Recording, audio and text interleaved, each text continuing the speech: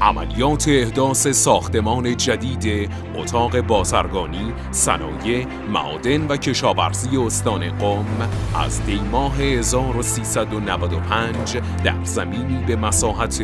11100 متر مربع در کیلومتر 5 اتوبان قم تهران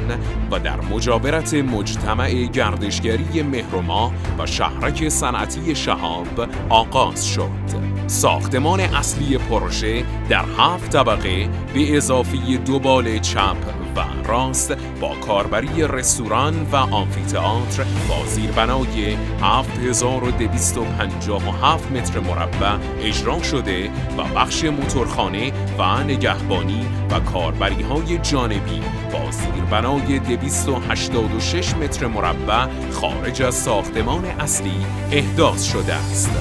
کاربری‌های پیش‌بینی شده در ساختمان اصلی پروژه شامل بخش اداری، سالن جلسات، نمازخانه، آبدارخانه، سویت‌های مهمان و غیره میباشند. در حال حاضر سفتکاری طبقات همکف اول و دوم در ساختمان اصلی و رستوران در بال راست پروژه به پایان رسیده و طبقات سوم، چهارم، پنجم و ششم و همچنین آمفی‌تئاتر در بال سمت چپ ساختمان در مرحله دیوارچینی و سفتکاری می باشد.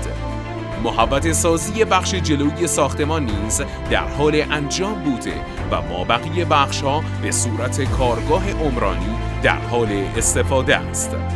تا پایان سال 1401 حدود 40 میلیارد تومان در این پروژه هزینه شده و در حال حاضر درصد پیشرفت فیزیکی پروژه حدود 65% می باشد.